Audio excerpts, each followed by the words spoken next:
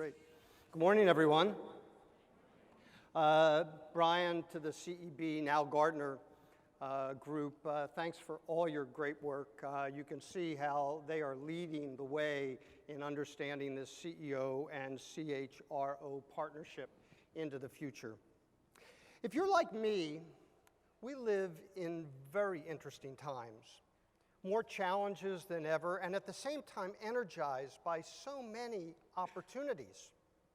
And the question is, how do we survive and thrive in this disruptive and accelerating world?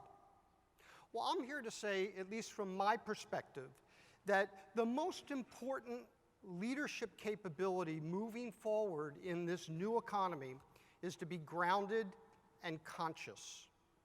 This is the new leadership advantage.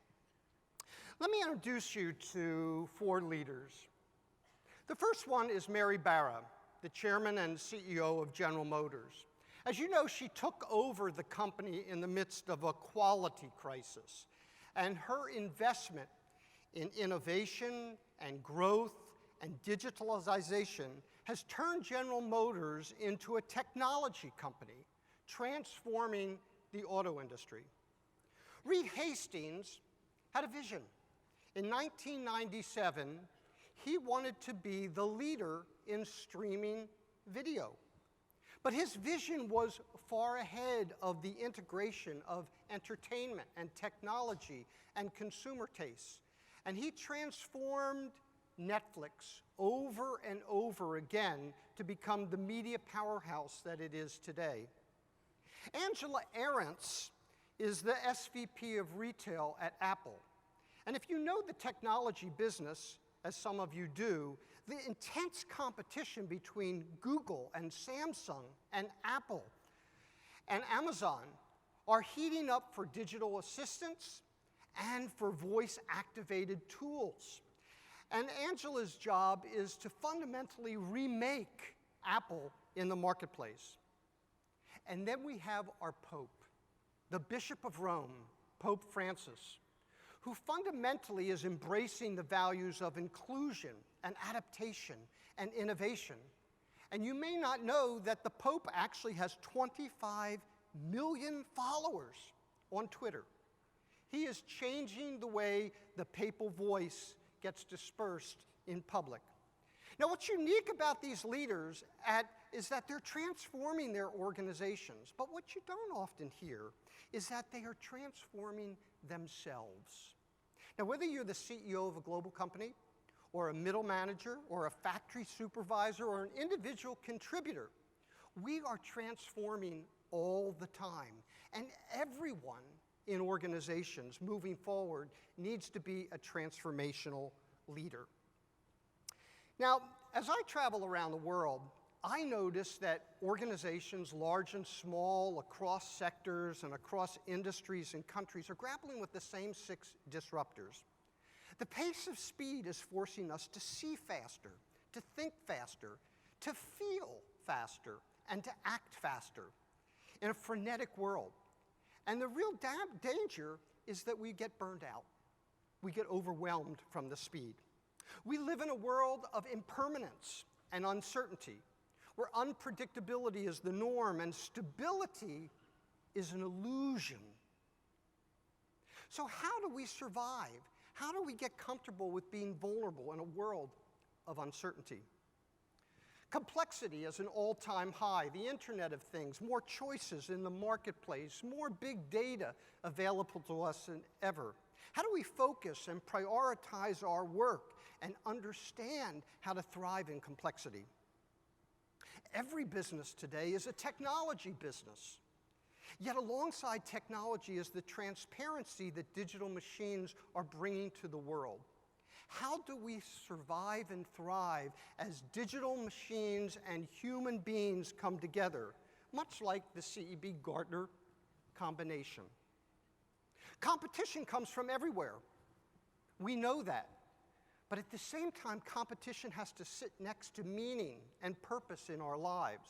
How do we create work and jobs that really touch the heart, and at the same time we compete and succeed in the marketplace? And globalization is everywhere. Despite the conversations about NAFTA and the EU and others, we are still a very globally connected world. And how do we survive and thrive as one planet in the world today? Now, these are relevant to large and small and medium companies. They have positive and negative consequences. And we know the impact of these disruptors on countries and on companies. But what I'd like for you to do today is to reflect on what's the impact that these disruptors have on you. As we study leaders, very consistent with CB's philosophy, we've noticed that there are two primary leadership requirements that show up among the very best leaders at all levels of business. The first is grounded leadership, which is the foundation. Are we rooted, grounded in the face of disruption? And then secondly is conscious leadership as the accelerator for change, as the fuel for transformation that drives our organizations and us forward to be bigger and better tomorrow than we are today. So let's start with grounded leadership, the foundation for success. I love the metaphor of a tree. I was just in Fort Lauderdale a couple weeks ago, and I saw the impact of Hurricane Irma on Florida, and particularly Fort Lauderdale. And as I drove down the streets, I saw all these branches and twigs and bushes and actually trunks of trees on the side of the road. And what held those trees in place were the roots. They were what grounded those trees. And the most successful trees in that hurricane had strong roots in those trees. Well, the same thing happens with people in the face of the winds of change, the disruptors that we just talked about. The tree very much operates, a person very much operates like the tree. We focus a lot on what we do, our accomplishments, our competencies, our brands, how we show up in the world, our behaviors. But what really grounds us as human beings are our roots, our purpose, our values, our character, the fundamentals of who we are as human beings. And that's why grounded and being grounded is so important in this world of change. You see, the world is changing faster than our ability to adapt. And the first step is for us to get grounded. Now, one of the dilemmas is that we are stuck in an old paradigm that says that what you do defines who you are. If you pick up the newspaper and you read about politicians or business or religious leaders or sports leaders, entertainment, as we see in the paper now, you see that paradigm being played out. So I'm here to suggest that we need to turn that paradigm upside down and say that who you are as a human being drives what you do. And we need to spend a lot more time thinking about who we are as leaders, as executives, as managers, as human beings, as we try to survive the disruptors of change. We've identified in our research 6 roots that are common among some of the best leaders in the world. And these roots are relevant to people at any level of your business. Each one is driven by a disruptor.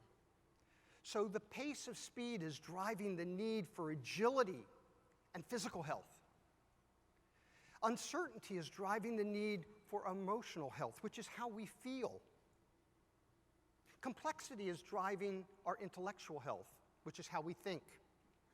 Our social health is driven by technology and transparency and the need to connect with people in a fundamentally different way. Competition drives our vocational health, and globalization drives our spiritual health. So let's dive down a little bit into each of these and get a sense with some examples. Now, each of you in the middle of your tables has a grounded leader heat map, and you're welcome to grab them and open them up and follow with me as we go through the unfolding of the grounded leader model. You're welcome to take those along, and we use them in workshops to help people diagnose where they are. The first one is our physical health, the importance of being agile and hardy in the face of change. It starts with our mind-body awareness, understanding how our entire body works and how it reacts and responds to a world that's constantly changing.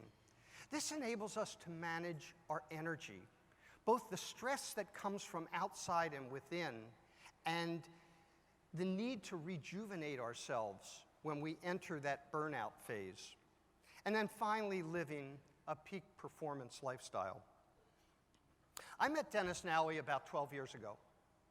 Dennis was the global chairman, just retired from PricewaterhouseCoopers, PwC. And I was the outside advisor to PwC for quite a long time, and to Dennis.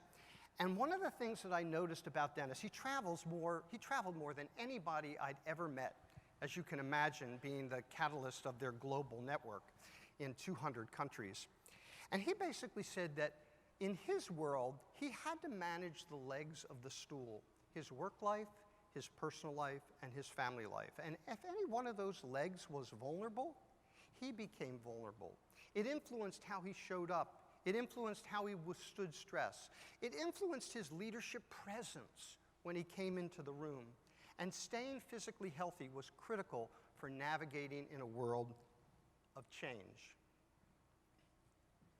Uncertainty drives the need for our emotional health.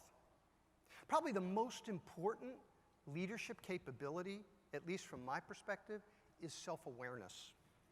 Self-awareness and a commitment to your own development. Then what we need to do is we need to get access to our emotional lives. Many of us grew up cognitively smart and we shut down our emotions, particularly men. But in the world moving forward, having access to the full range of our emotions, anxiety, anger, sadness, loss in our negative emotions, and hope and faith and empathy and generosity and compassion and optimism in our positive emotions. Now, most leaders try to spend a lot of time in their positive emotions. And frequently we get hijacked into our negative emotions. But what distinguishes great leaders is their capacity to course correct, to bounce back from their negative emotions, to make sense of it, to be committed and detached from what's going on in the outside world, and to go back to their positive emotions. And then finally, in this disruptive and accelerating world, we will fall down. It's inevitable. And the question is, what do we learn from falling down? And how quickly can we get back up, put a Band-Aid on our knee, and move forward again? That's a critical quality with emotional health. One day I was in London and I was at a conference and I was having lunch with this wonderful person. His name was Nando Pirato. And they announced the lunchtime speaker, and he got up and he went to the stage and he gave the most mesmerizing talk. He was 19 at the time when a group of rugby players and his mother and sister were on the plane, flew over the Andes, and the plane went down. You may be familiar with the story of Alive. And 72 days in freezing temperature, and he walked down the mountain and saved his friends. What lessons he learned about the importance of emotional health. He's now a successful entrepreneur. He runs 6 companies in South America. But he taught me a lot about the importance of emotional health. You know, it's interesting. With all of the complexity in psychology and human transformation in organizations, the world is fundamentally simple. We choose consciously or unconsciously whether we walk the path of fear or whether we walk the path of love. Nando taught me about the importance of getting access to love, love of purpose, love of work, love of colleagues, love of yourself, in order to be sturdy in the face of all this change. Complexity drives intellectual health. This is how we think. Starts with deep curiosity. Deep curiosity enables us to be creative, to be imaginative, to change our mental assumptions and business models about the world. to adapt to change, which frees our mind up to move away from linear either-or thinking to become both-and thinking. Because in a complex world, and is the new or. We need to look at perspectives from a variety of vantage points. I love the story of Jørgen. Lego is headquartered in Denmark, outside of Copenhagen. And Jørgen took on the job about 15 years ago when the company's revenues were down and they were having underwhelming product launches. And he started by conducting an anthropological study with the customer. Who's the customer? Children. So he went out and watched how kids build blocks of Lego. They look at the block from multiple angles. They create multiple hypotheses in their head at the same time. They think with an adaptive mindset, saying it doesn't go here, but the block could go there. They don't see the world in black and white. They see the world in gray. And he took that metaphor of how children play with blocks, and he applied it to Lego. And he fundamentally made a commitment to the intellectual health of his workforce. He was able to change Lego considerably over 15 years. Now, one of the interesting things about intellectual health is that most people say, I don't have time for intellectual health. But in a complex world, we have to find time to contemplate, to reflect, to take a day off to read, to invest in our own learning and development. Because intellectual health becomes so important in a complex world. Technology and transparency drive the need for social health. This is how we connect and how we relate. You know, we're so much more connected than we've ever been, and our emotions are contagious, and our relationships are like social electricity. And we energize and de-energize people by the very way that we are. A friend of mine, Mitch Kosh, who was the chief administrative officer of Ralph Lauren, said to me, authenticity is the new international currency. People are hungry to do business with real people who have integrity, who tell the truth, who are honest and generous people. That is the future as we combine technology and people.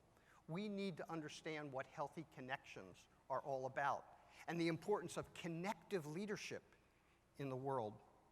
It starts with authenticity, and then it is about building mutually rewarding relationships, sharing knowledge, making connections, because people monitor fairness, consciously or unconsciously, and they will remedy the situation up to that level of fairness, no more, no less.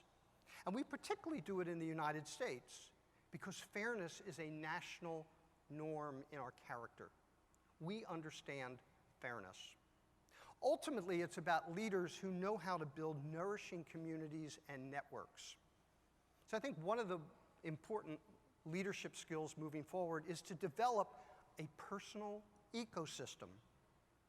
And technology has enabled us to do that, to have a brand in the marketplace and then to develop an ecosystem that enables us to thrive.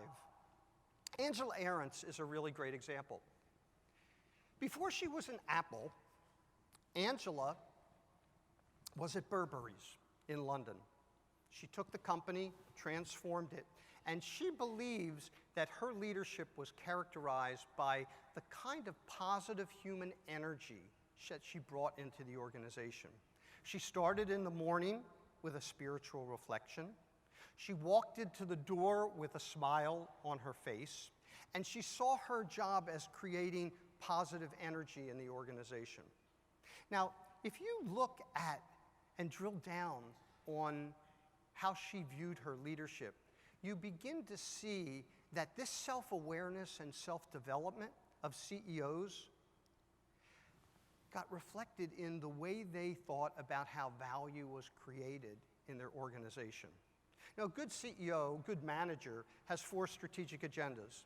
the finance agenda, which is making money, the marketplace agenda, which is delivering products that are relevant to customers, the operations agenda, which is making whatever you do efficient and effective with great quality, and then the human agenda. The human agenda is about the purpose and the values and the character and the culture and, yes, the leadership of the company. And great CEOs, I find, who are deeply self-aware and committed to their development understand that value is created by starting with the leading indicator, the human strategy of the business. And that enables the operations, the marketplace agendas, and the finance agenda is a scorecard for doing everything right. So that is what, in my mind, distinguishes great leaders, is it starts from inside and it affects their view of how they create value in the enterprise. Vocational health is driven by competition, and it's how we perform. It's interesting.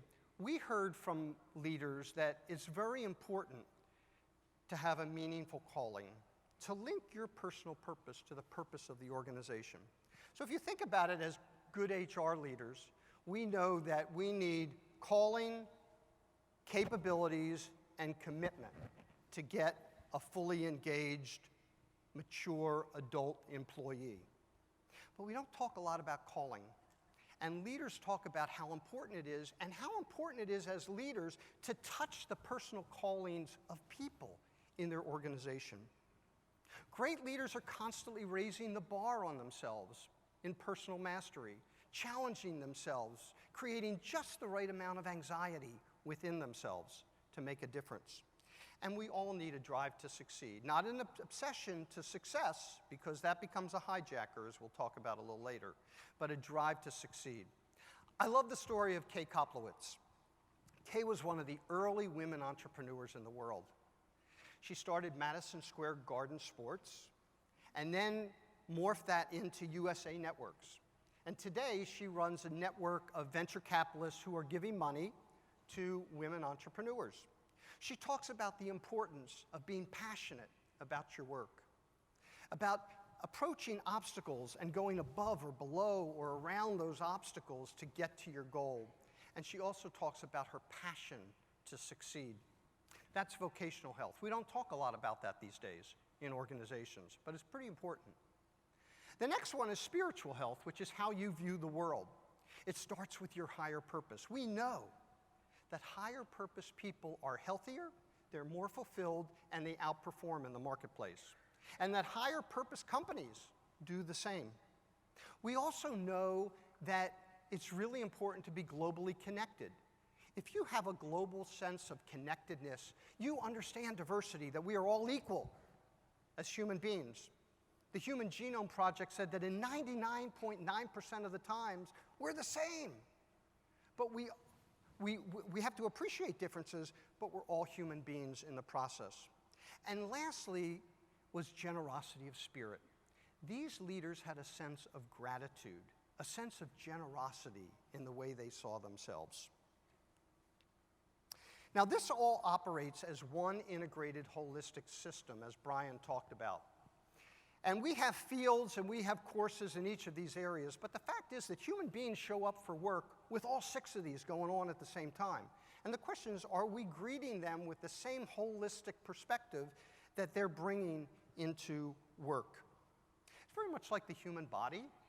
Our cardiovascular system is connected to our immune system, which is connected to our skeletal system, very much with grounded. So some of you may ask, well, does this make a difference? Well, we created a 360 assessment early in our research, and we've tested it with thousands of people across industries, and we found that all 6 of these roots are related to higher job performance. And the higher your health score, the higher your job performance as rated by bosses and peers and subordinates. And if you look at this chart, what's the one root that is the most significant? Spiritual health. Now, for some people, spiritual health is like religion. They have faith. But for a lot of people, it's that higher purpose, global connectedness, and generosity of spirit. But that was the most distinguishing attribute of great leaders. And when you put it in a business context, we see that who you are drives what you do. And what you do drives how you perform, whether it's job performance or KPIs or business impact metrics or whatever. But so often we have competencies in the middle, like tap into a higher purpose or forge a shared direction or unleash human energy. And we wonder why our leaders aren't performing at the levels that we want on these core competencies. It's my take that it's because we're not focusing first at the front of the value chain, which is who leaders are as human beings. So let's do a quick test. Each of you have your, can I get the first polling slide up? I think there's a number, there you go. How healthy are leaders in your organization? 1 is always healthy. So what you need to do is go to the CEB mobile app and click on this presentation, Global and Grounded and Conscious for today. And then this question will come up, and just, everybody got that? Go to the mobile app, go to Global and Conscious, this presentation. This question will come up, and when I say go, either rate 1, 2, 3, 4, or 5. How healthy are leaders in your organization? Ready? Go.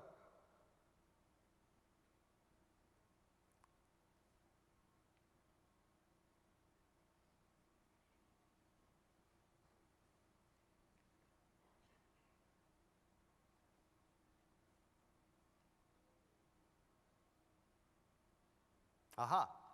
Over 50% say our leaders are equally healthy and unhealthy.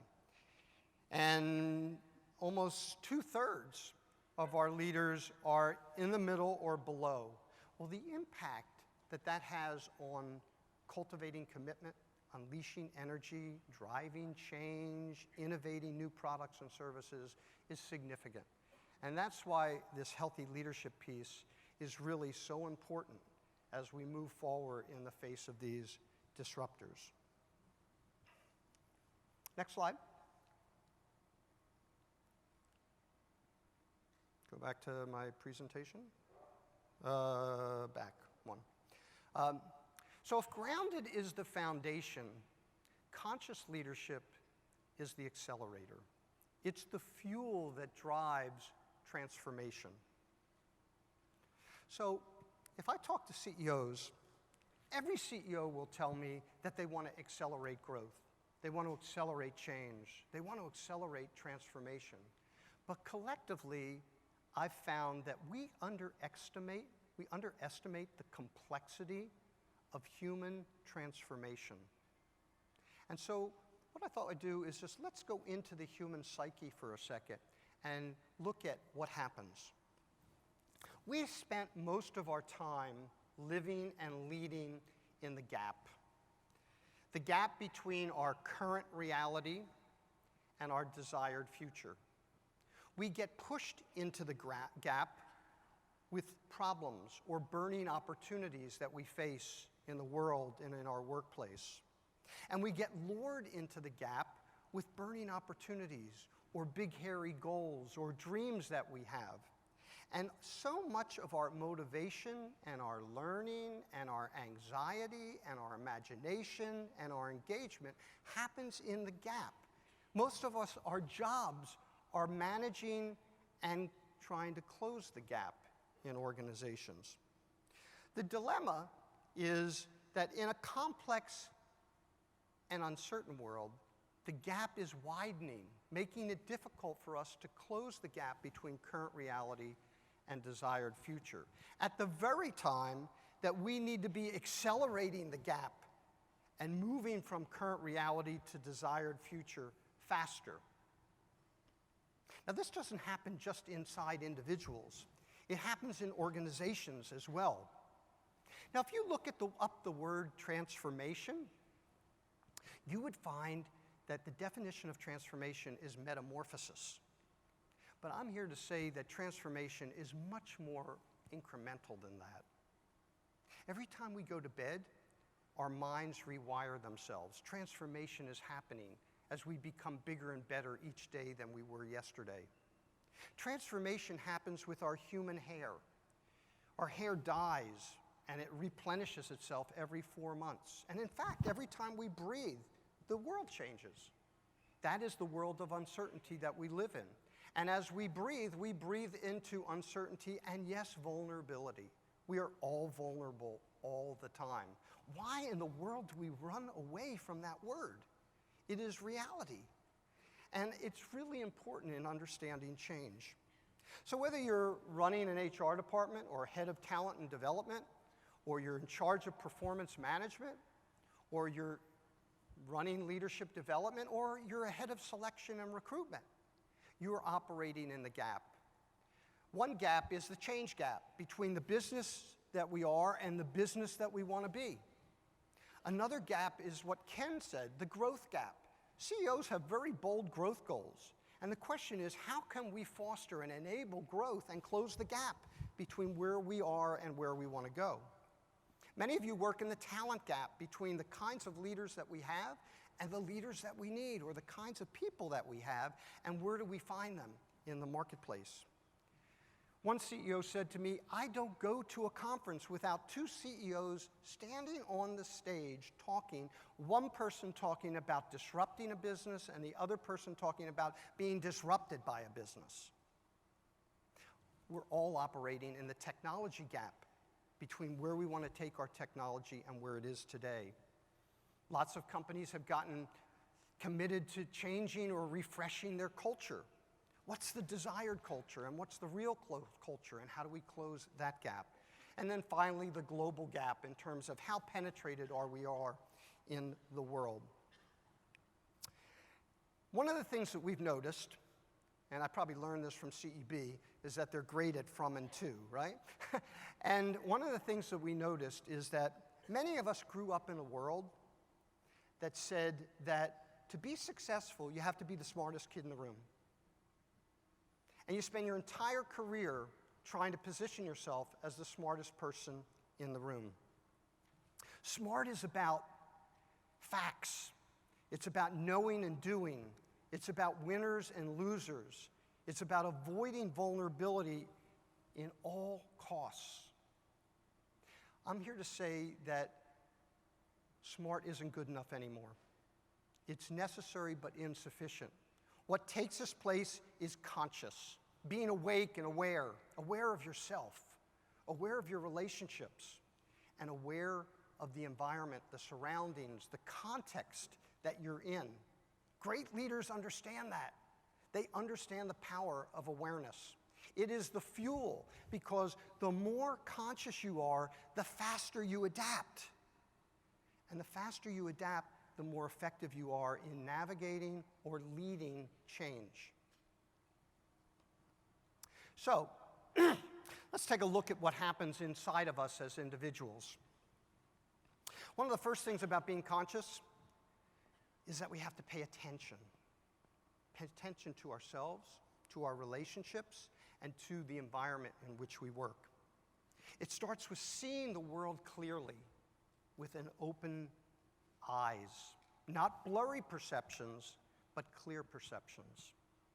Secondly, it's about creating an open mind that is not shackled by excessive unconscious biases or old mental or business models that don't work in this new economy.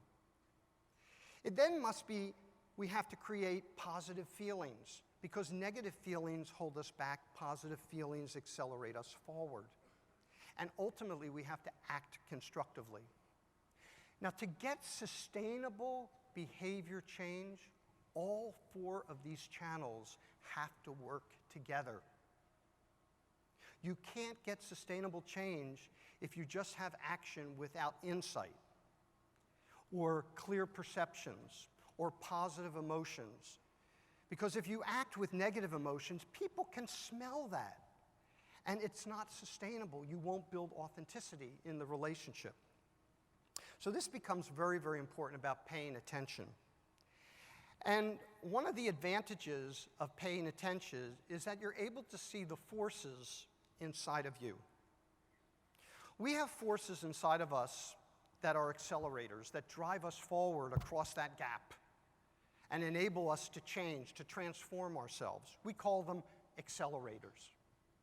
And we also have forces inside of us that hold us back, that undermine us, that sabotage us from operating in that gap. Smart people understand that. They're conscious and aware of what's going on.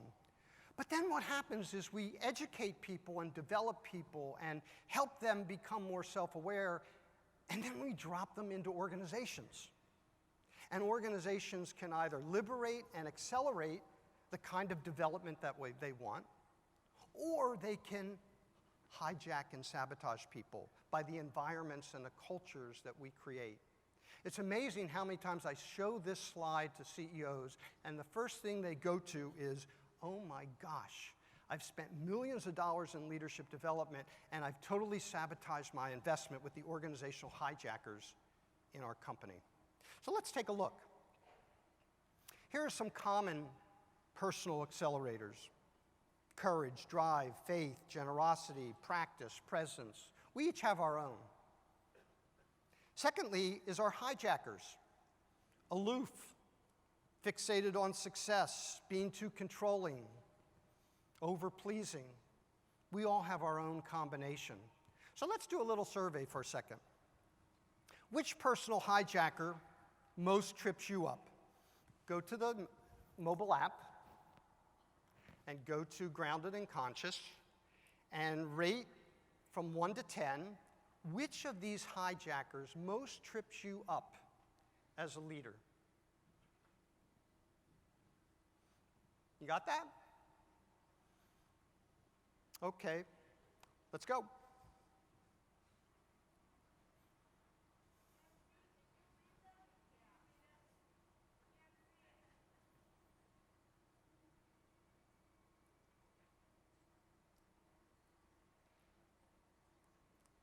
Do we have data?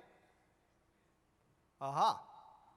So out front is perfectionism and pleasing others, stress and burnout and need for control, and then some of the others are less so. We find at Healthy Companies that people are all over the map on this. And the more conscious we are of our hijackers, the more we're able to manage through the gap and adapt to change. But you know, it's interesting. Next slide. It's interesting. This doesn't just happen at the personal level. It happens at the team level, too. We have accelerators on our teams that drive us forward, that enable us to change. We also have hijackers that get in the way.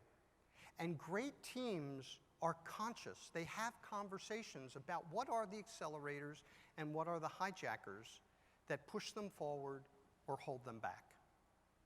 But guess what? That's not enough, because we drop our teams into organizations. And organizations have accelerators, like having a compelling purpose and strategy, inspirational leaders, having organizational agility, or bold innovation. Those accelerators enable leaders to be grounded and conscious and adapt to change. But how many of our institutions have organizational hijackers? Being out of touch with customers, poor performance management, structures and silos that get in the way, risk-averse cultures. These are things that undermine grounded and conscious leaders for doing their best work. So, every leader needs to be a transformational leader at every level. It starts with being a grounded leader and becoming proficient at these 6 roots. Then you want to help people become more conscious, aware of themselves and other people and their environments. That becomes the accelerator and the lubricant for moving people through change. So today, we've just spoken about grounded and conscious leadership, which is our personal leadership. But on top of that, we have to educate people about becoming connective leaders with team leadership, and change leadership, and growth leadership, to build on what Ken talked about this morning, and cultural leadership. But one point I want to make about this slide is that in the future, I believe that human resource people and operating leaders will be asked to be more role models, champions, facilitators, coaches, teachers of this inside organizations, and it becomes the fabric of how we do work in our cultures. Finally, if you want to reach me, I'd love to have a conversation at healthycompanies.com, and in the spirit of what we talked about today, we've published a book on transformational leaders. It's an e-book, it's short, it's 50 pages, and we want to give it away. We're giving it away in the world, and if you want it, just go to 31996 and type in Grounded, and you're welcome to have it. One of the great gifts that audiences give to speakers is your attention, and for that, I'm grateful. Thank you.